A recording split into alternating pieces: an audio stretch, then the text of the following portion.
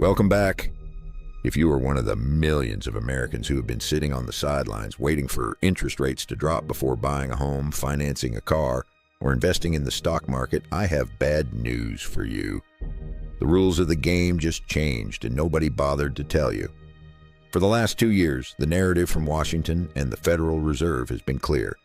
Inflation is temporary. The pivot is coming. Cheap money will be back. They told you to hold tight and wait for the cuts. They were lying. We have just witnessed one of the most stunning, unannounced reversals in modern financial history.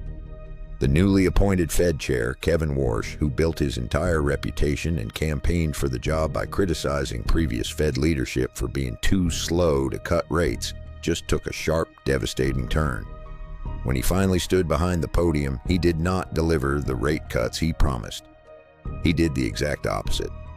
Warsh's first major decision was unanimous and unambiguous to hold rates steady, but the real bombshell was hidden in the language. He opened the door for more rate hikes.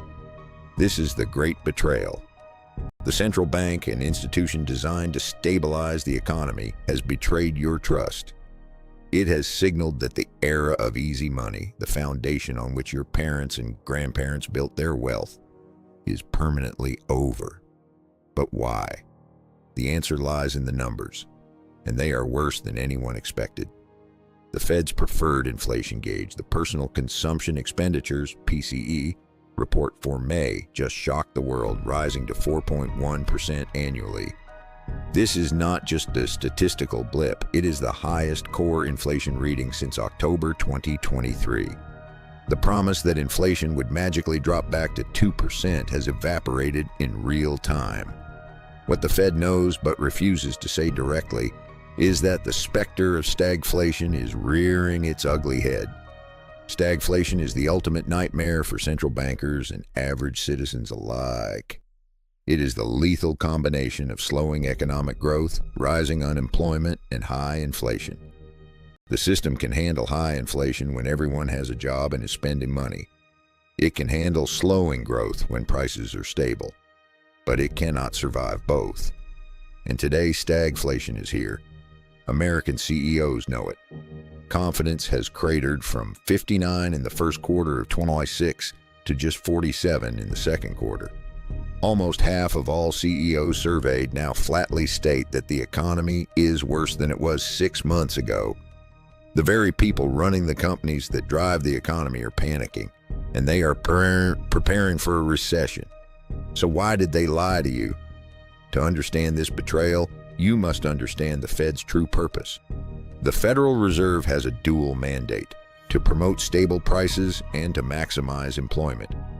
But they are trapped. The tools they use to control prices, raising interest rates, are the exact same tools that crush employment and growth. When the Fed says, "We must control inflation," what they mean is, we must punish the consumer.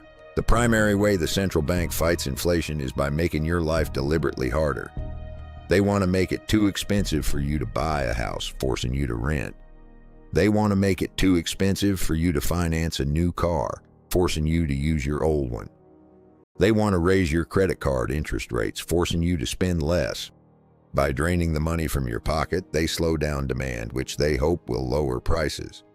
They also try to manage your inflation expectations. If you believe inflation will be low next year, you are less likely to demand a massive raise from your employer. If you believe interest rates will be cut, you will postpone your major purchases, cooling the economy.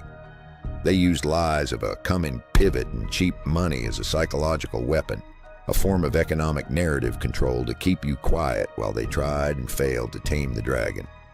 Their plan failed, and the American middle class is paying the price. This means you cannot afford to wait. The wait for the Fed strategy is a trap that keeps the average person poor. Waiting for rates to drop is betting against the very mechanics of the system that is trying to crush you. The new rules of the game require a completely different approach. You must build a financial fortress that does not rely on a prediction of what the Fed will do next. You must stop predicting and start preparing. If you're following the old advice, your portfolio's obsolete. You cannot survive high, persistent interest rates and stagflation with a traditional 60-40 blend of stocks and bonds. Here's the exact portfolio reset you need to deploy in this new, permanent high-rate environment. You must embrace real producing assets. In an inflationary and stagflationary environment, cash in your bank account is a bleeding liability, losing 4% of its purchasing power every year minimum. Your number one goal must be real assets that the Fed cannot print more of. This means high-quality, dividend-paying companies in energy, defense, commodities, and essential consumer staples. Look for companies with pricing power, those that can raise their prices to keep up with inflation without losing customers. This also means physical commodities. Owning a percentage of your portfolio in physical gold or precious metals is not a doom and gloom strategy. It is a mathematical necessity when the purchasing power of your paper currency is being eroded by the very people entrusted with its care. You must utilize high rates to your advantage.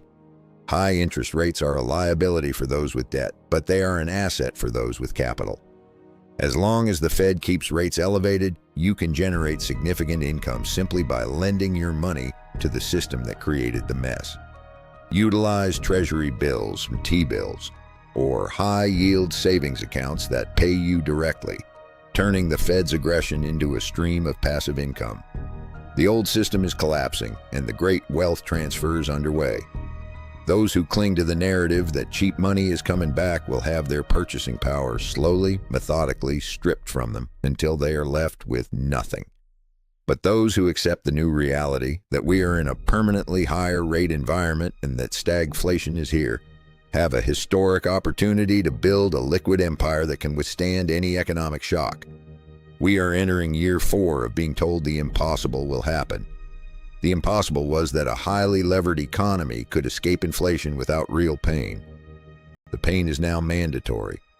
Stop expecting the Fed to save you.